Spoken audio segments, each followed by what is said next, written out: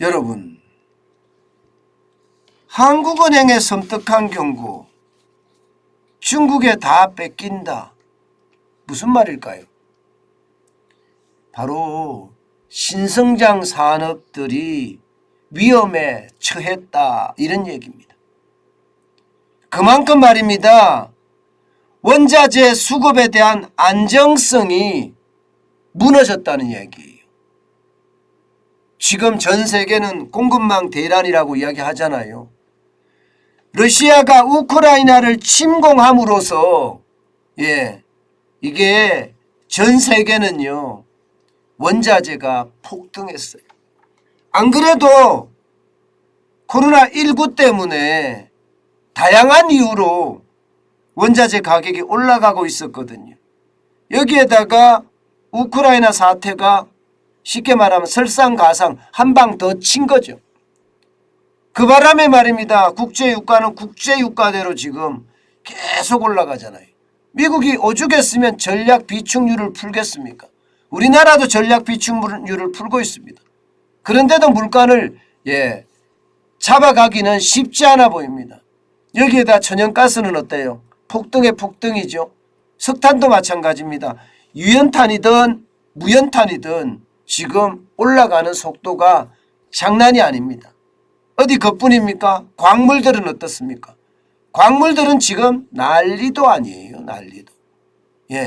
그야말로 10% 20% 오르는 것은 예산일이라고 하고요.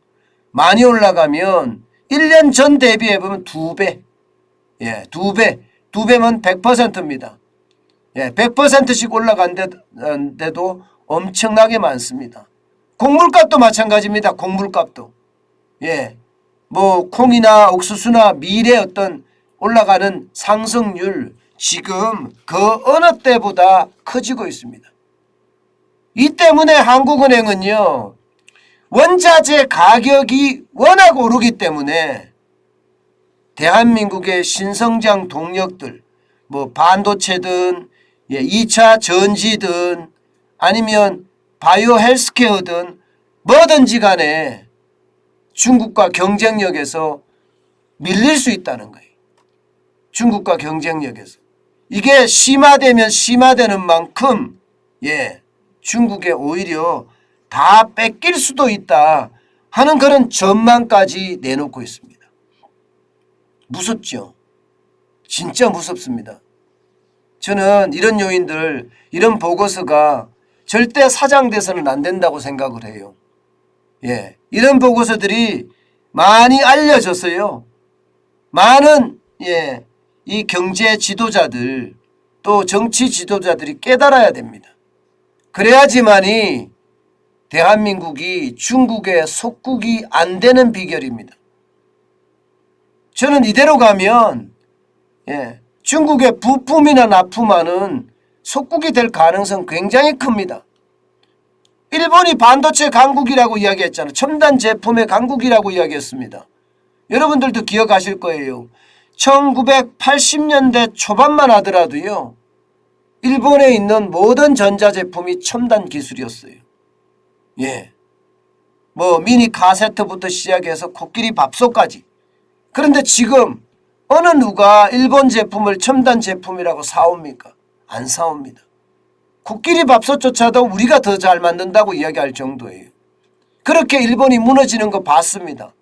그러면 한국은 안 무너질까요? 저는 한국은요 똑같이 무너질 수 있다고 생각을 합니다. 그런데 그 속도가 더 빨라질 수 있다는 것, 이것은 어쩌면 우리에게 큰 충격이라고 저는 받아들여집니다. 그만큼 이 팬데믹 위기에 이어선 우크라이나 사태가 대한민국의 경쟁력에는요 엄청난 치명상을 입히고 있다는 뜻이에요. 엄청난 치명상. 당장 보세요 여러분. 원자재 가격지수가 지금 폭등이에요. 1990년 이후 최대입니다. 29.05까지 올라갔습니다. 지난해 4분기만 하더라도 0.62를 기록하고 있었거든요. 0.62% 원자재 지수 증가율이. 그런데 지금 29.05면 우리가 버틸 수 있을까요? 우리같이 원자재가 없는 나라 대부분 거의 99%를 수입에 의존하는 대한민국에서 원자재 가격이 이렇게 올라가면 전 산업이 버티기가 어려워요. 전 산업이. 예. 하나만 버티기가 어려운 게 아니라 신성장 동력 산업만 그런 것이 아니라 전 산업이 버티기가 굉장히 어려워집니다. 그 정도로 지금 심각한 상황이에요. 그 와중에 말입니다. 이건 한번 보세요. 니켈 62.81% 이게 올해 들어서만 이렇게 올란 겁니다. 철광석 30.84% 올랐습니다. 알루미늄 21.29% 올랐습니다. 아연 19.66%, 구리 7.93%, 납 3.95% 올랐습니다. 자, 이러면 여러분 보세요. 니켈 이러면 도금에 들어가는 거죠. 도금. 그러면 도금에 안 들어가는 데가 없어요. 뭐 전자제품부터 시작해서 자동차, 항공기, 심지어는 군수품에 이르기까지 도금이 안 들어가는 곳이 없습니다. 그러면 도금이 지금 무너지면 어떻게 될까요? 예, 전 산업에 어떤 충격이 될 수도 있습니다. 어디 그뿐입니까? 철광석은요. 예, 포스코가 어마어마한 철을 생산하는 그런 기업이잖아요. 여기에서 지금 철을 싸게 생산해서 조선이나 자동차나 혹은 전자까지도 심지어 건설업체까지도 공급을 잘 해야 합니다. 그런데 그렇지 못해요. 워낙 가격들이 지금 올라가기 때문에요. 과연 이 변동성을 우리가 계속 이겨낼 수 있을까요? 쉽지 않습니다. 중국은요. 예전역에 예를 들어서 2차 전지다. 그러면 리튬이 핵심이잖아요. 리튬을 전 세계를 지금 중국은 지배하고 있어요. 리튬 가격을 자기네들 마음대로 올렸다 내렸다 할 수 있다는 뜻이에요. 우리는요. 우리는 문재인 정부 들어와서 사실 이명박 정부에 대한 보복 성격만 굉장히 강했지 이게 국가와 민족을 위해서 일하지 않았습니다. 오죽했으면 광물자원공사 이거 여기에서 그동안 자원 외교라고 하면서 전 세계의 자원들을 많이 사들였는데 문재인 정부 들어와서 이거 다 팔았어요. 보복이죠. 보복.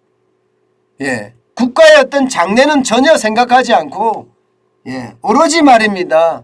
보복에 열중하다가 사실 원자재 시장의 어떤 조금 그것도 뭐 많이도 아니에요. 조금의 경쟁력을 가져갈 수도 있었는데 그조차도 못했죠. 게다가 소득 주도 성장 이것 때문에 기업의 경쟁력은 어떻게 됐습니까? 비용이 엄청 늘어나서 다 가격 경쟁력이 떨어질 수밖에 없는 상황으로 내몰린 상황입니다. 자, 이 와중에 우리가 나아갈 길은 뭘까요? 지금 한국은행이 이야기하는 것은요. 이대로 가면 반도체든 비메모리든 전기차든 2차 전지든 신성장 분야가 제대로 자리를 내릴 수 있겠느냐는 거예요. 오히려 원자재 가격이 상승함으로 해서 우리의 경쟁력은 중국과 대비되는 그런 모양새가 되는 거고요. 이게 대비가 됐을 때 그 영향력은 더 중국의 어떤 상승으로 이어지지 않겠느냐 이렇게 지금 한국은행은 분석하고 있습니다. 그만큼 말입니다. 지금과 같은 이 격변기에 중국은 인건비도 싸고 비용도 싸고 정부가 뭐 전기요금부터 수도요금 다 내주잖아요.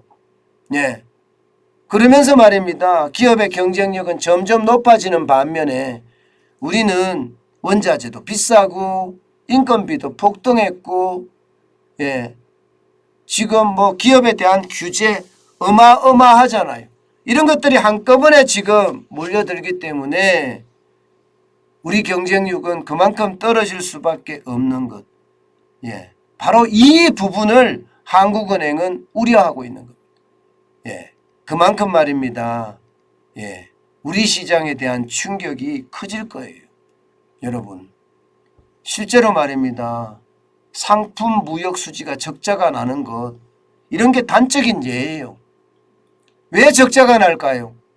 예, 실제로 우리는 수입을 많이 해다가 그 제품으로 가공을 해서 전 세계에 내다 파는데 수입에 대한 어떤 가격이 폭등하니 이게 제대로 될 리가 없겠죠. 일본도 마찬가지잖아요. 일본도 계속 지금 적자를 내고 있거든요. 우리도 지금 적자가 심해지고 있는 거고요. 지금 4월 달까지도 적자가 날 가능성은 굉장히 큽니다. 이런 와중에 우리는 도대체 어디로 가야 될까요? 저는 정부의 어떤 강력한 기업 부양책, 저는 필요하다고 봅니다. 기업이 어떻게 하면 비용을 덜 쓰게 줄여주고요. 그러면서 최종 제품의 가격의 경쟁력을 더 살려가는 그야말로 획기적인 정책이 필요할 때다. 저는 그렇게 생각을 합니다. 한국은행의 보고서도 그렇게 마무리를 하고 있습니다. 지금 그 어느 때보다 기업 경쟁력을 못 살리면 충격의 도는 훨씬 커지니까 그에 대한 대비책 반드시 세우라고 한국은행 보고서에서는 마무리를 하고 있습니다. 참 답답하죠. 그게 현실입니다.